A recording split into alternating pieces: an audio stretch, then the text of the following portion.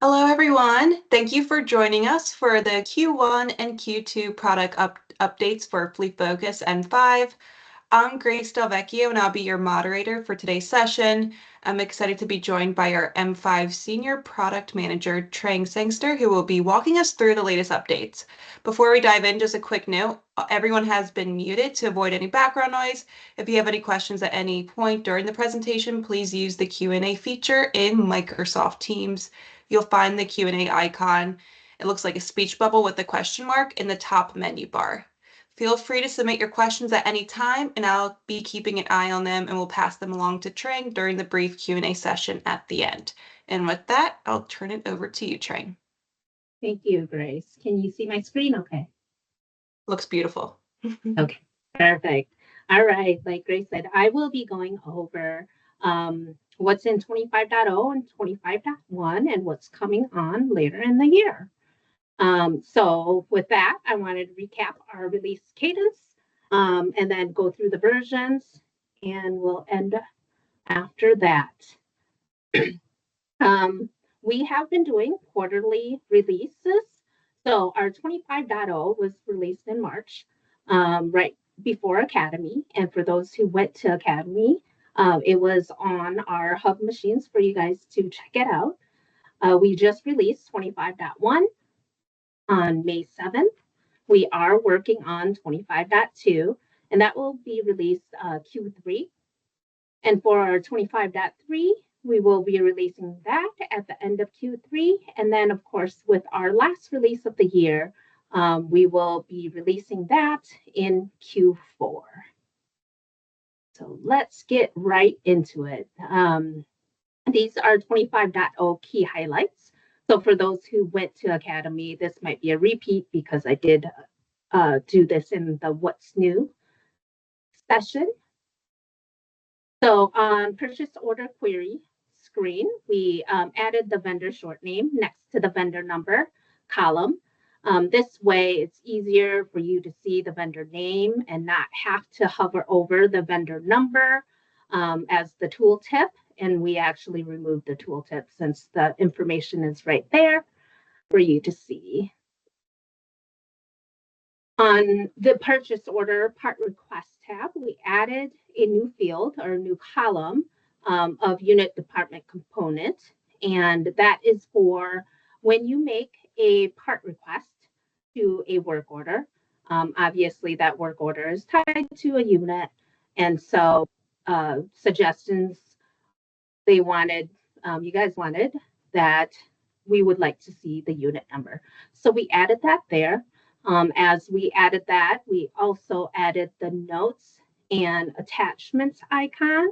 So if your technicians are creating these part requests and added notes or a picture, you'll be able to see it when you are creating the purchase order for this part.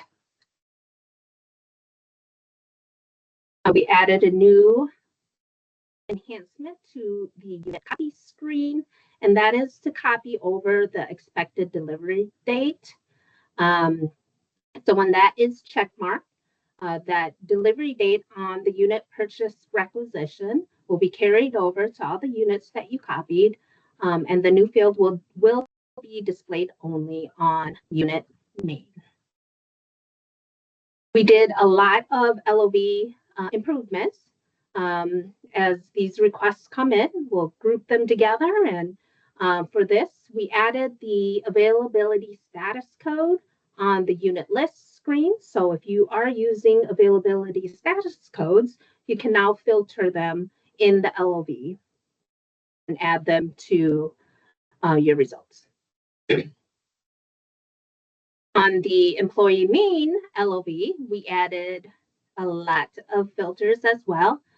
This is called from employee main, driver main, the employee driver main screen as well. And the filters include field card number, driver's license number, status, driver class, driver number, and driver type.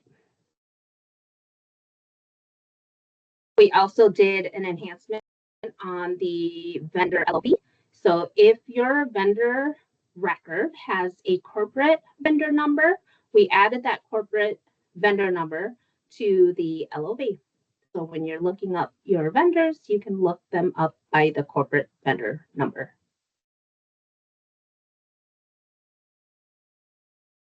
We added the associated units or components control to the work order screen designer foundation. But what that means is if you have screen designer for work order and you're using associated components or units, you can add that to your custom work order screen design, and you'll be able to see that information.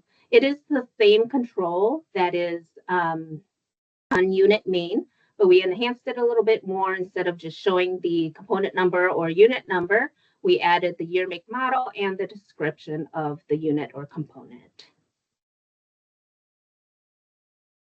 A couple of years ago, we did a enhancement, a user group winner, to manually adjust commercial fuel transactions. So we came back around and added a new privilege to adjust internal fuel transactions.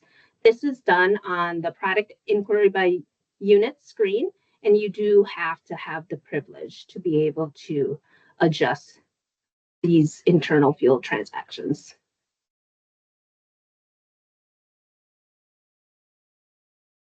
We added the count of licensed unit to your company definition screen. So if you ever question how many licensed unit count am I at, do I need to reach out and add more?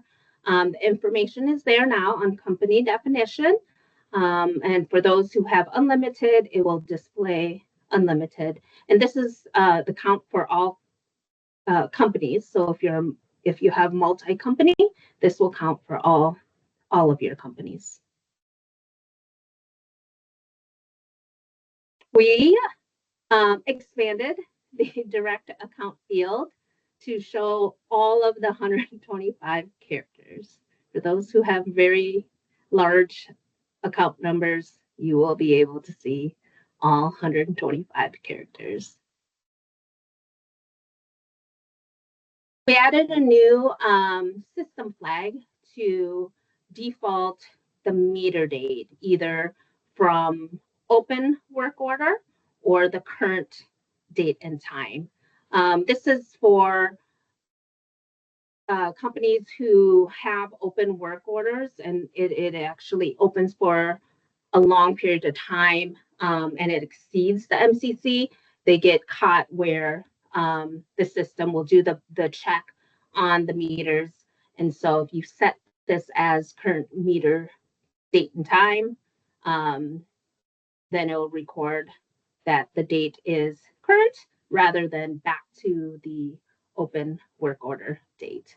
And this is system flag 5531. A little bit of tech debt. We upgraded the M5 business layer to .NET 8 from .NET 6.0. That is because .NET 6 was end of life support as of last year, and then .NET 8 is supported until November of next year.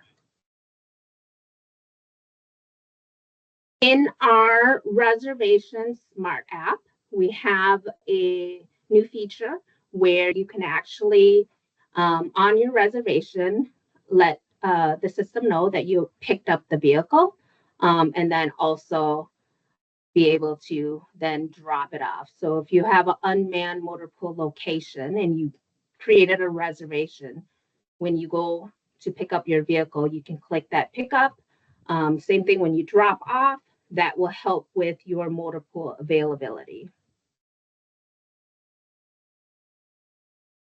We also launched a new smart app, equipment request. This is for those who use Equipment Focus. So now we have a smart app that your users can actually request for equipment. On the left-hand side, you will see that that's the old M5 screen to request for equipment, and now we have it on a mobile app that your customers can access and easily request equipment. We also launched a new module, outsourced maintenance. In 25.0, we released the MVP, and the MVP is with ticket management and invoice management. So if you send your vehicles to outside vendors, you can create a ticket with all the jobs and requests that you want to send to your vendor.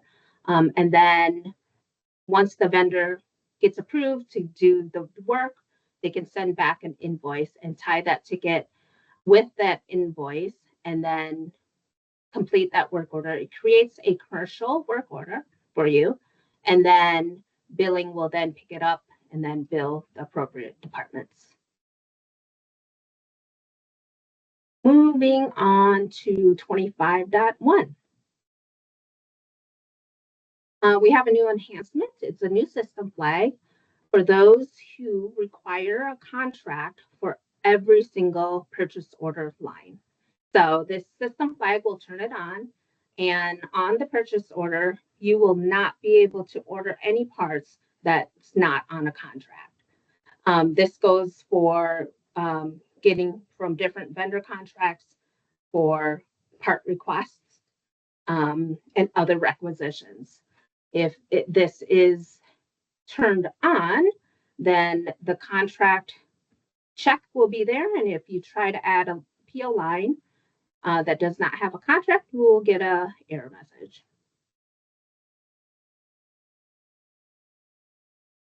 We also added a new feature for serialized parts on warranty and core claim. The system flag, if it's turned on, if you like to use this feature, it's 5034. It will actually display the serialized part that you are doing a claim for, and you can choose it. And then back on the claim details, when you hover over the item, you will see the serialized number. We also released a new standard job unit load interface. This is for bulk loading units that doesn't have a schedule that fits into MCC standard job or a tech spec standard job. And so you can grab a bulk load of units with the same jobs and create a standard job for it. For example, I was told that California had a new mandate that every odd number or every VIN that ends with odd number gets an inspection every 3 years. And so with our current system, it either has to be a tech spec or a MCC, or you do it unit by unit. Well, this way you can utilize this new interface, do an LV on every VIN that ends in an odd number, and then create your parameters, and then those standard jobs will be set up for you. It does use our standard files that we use for our interfaces. And if there is a standard job that already exists for that unit, it won't create a new one. It'll use the MCC one. And then if the job already has the same standard job, it'll actually use the new one in case you're updating, duration or usage. We did an improvement on monitor defects. If you utilize the test suites and you mark something to be monitored, we were told that the description needed to be longer so then they could see what they were monitoring. So the screenshot on the top was the description shortened, and then screenshot on the bottom, you'll see that the description is much longer for you to see.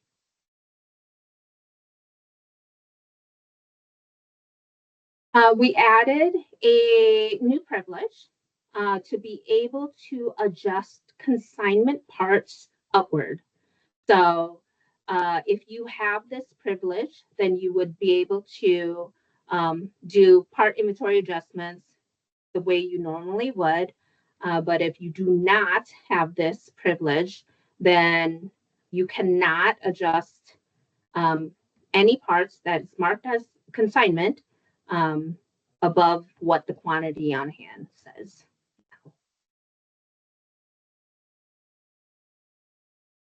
We also added to enforce the zero cost restrictions. We expanded it to part requests and receipts. And so this is another new privilege. Whether you can add parts or even do a part request with zero cost. And plus you can't even add it on a purchase order. So if you have this privilege, you are able to. If you do not, you cannot.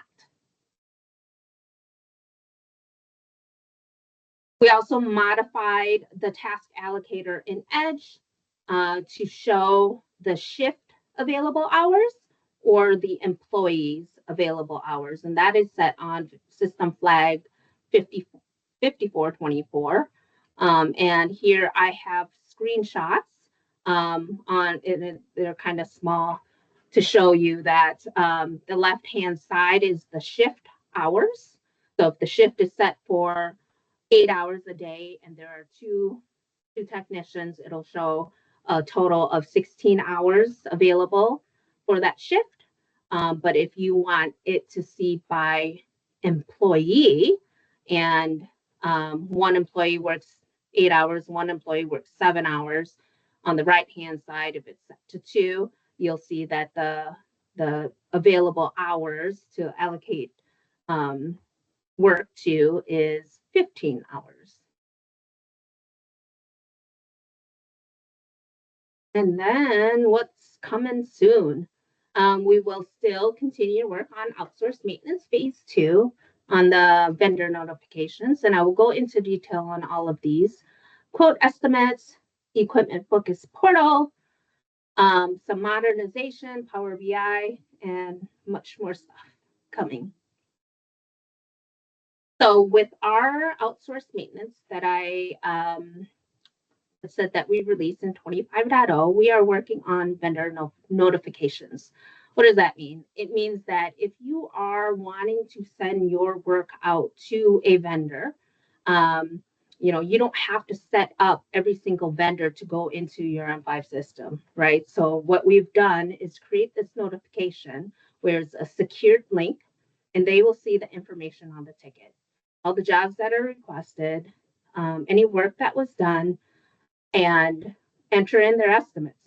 So you are able to send a vendor a secured link to the jobs that you want them to do and see what it's going to cost. Once that vendor enters that information, it'll come back into outsourced maintenance for you to view and approve the work or not.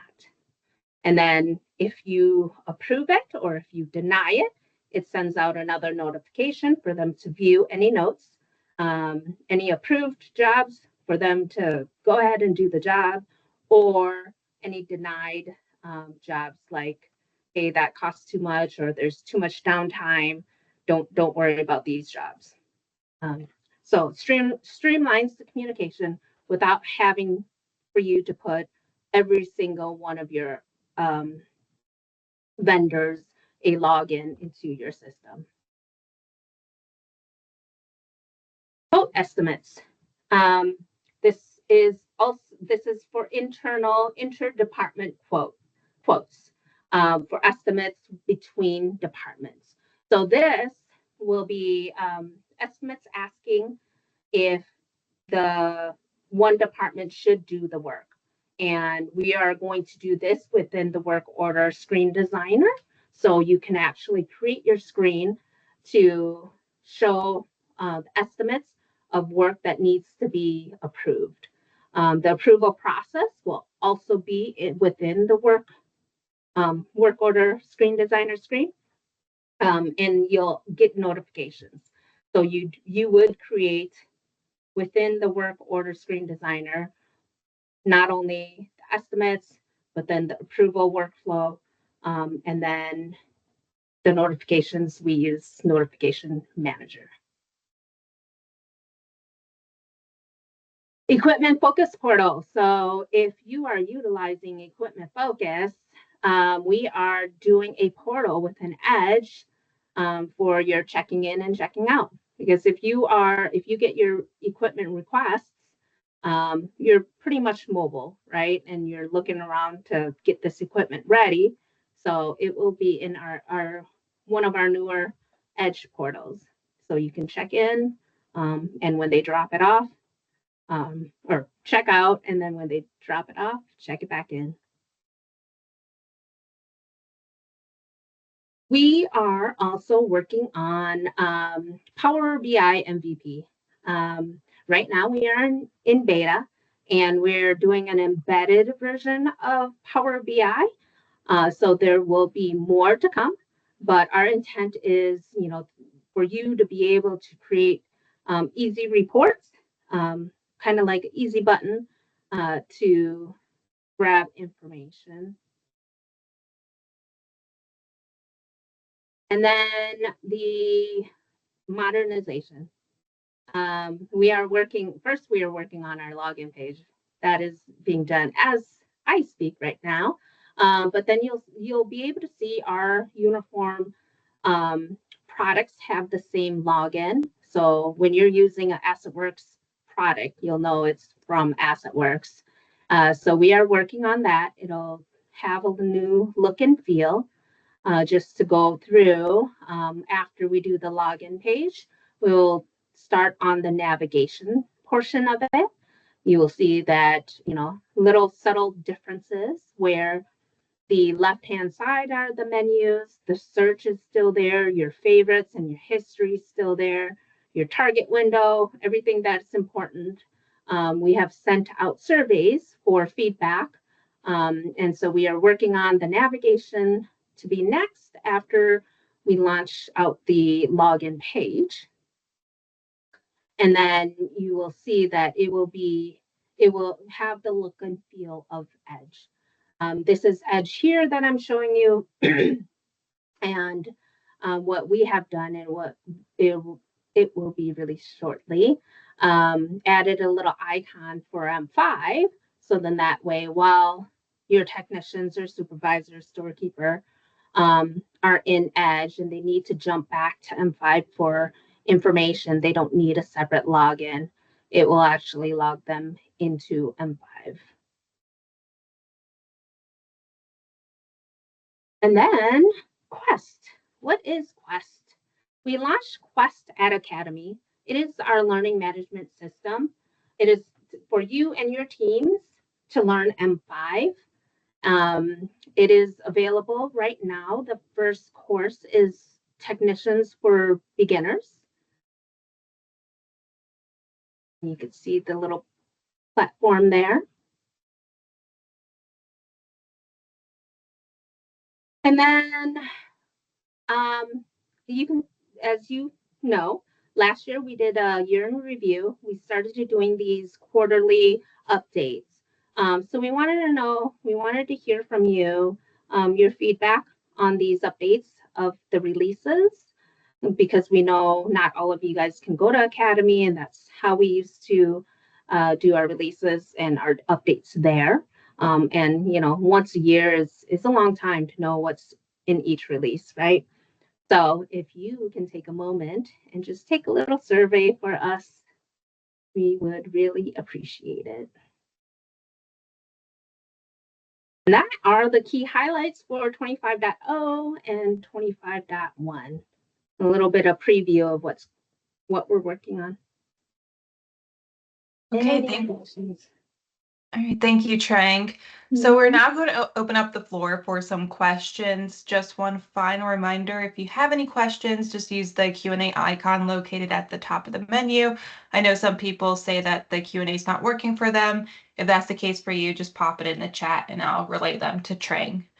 But it looks like we do have some questions. The first one, Trang, let me pull it back up. So with the standard job will the standard job interface be able to update the last performed values for jobs that exist on an MCC? If that unit already has a standard job MCC with the same job for that unit, it will keep the MCC values. Okay. Hopefully that answered your question, Brian. If not, feel free to pop any follow-up in the chat. And then another one was driver license is sensitive personal info. Can this be hidden from LOV? I would have to check on that to see if we have a security template on LOVs.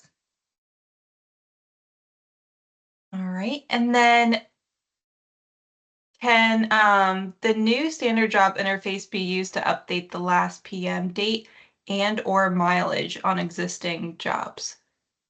Can you repeat that? Can the new STD job interface be used to update the last PM date and or mileage on an existing STD jobs? If that existing standard job is a unit standard job, it will update it through the interface. But if it's a tech spec or an MCC standard job, then no. Okay, and then moving on, will you need to have Edge in order to get outsourced maintenance? Yes, outsourced maintenance is our newest portal in Edge.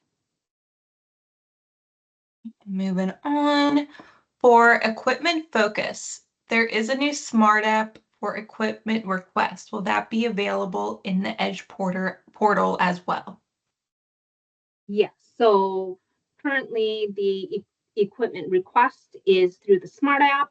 The check-in and check-out will be within the Edge portal, and then an option to also request within the Edge portal. And then who should I oh my gosh, excuse me. Who should I contact if I'm interested in learning more about Quest? I can jump in here, Trang. Okay. So hi everyone, this is Mary Ellen Kennedy. I'm the Director of Marketing at AssetWorks, and you can reach out to me if you have any questions on Quest. But I will just put in the chat for everyone to see the direct link that goes to the portal where you can sign up and register for Quest if you have any questions on, pricing or, what you get with your subscription or anything like that. So I put in the chat for that, and then on that page in the FAQs, my email is there. So feel free to reach out to me with any questions. Any Quest questions? Not M5 or Edge? Not M5, just Quest. Okay, well, that's a wrap on all the questions that we have for today. If you think of anything else or have follow-up questions about today's product updates, feel free to reach out to the AssetWorks team or Trang. I hope you all have a great day, and we look forward to having you with us next quarter. Thank you.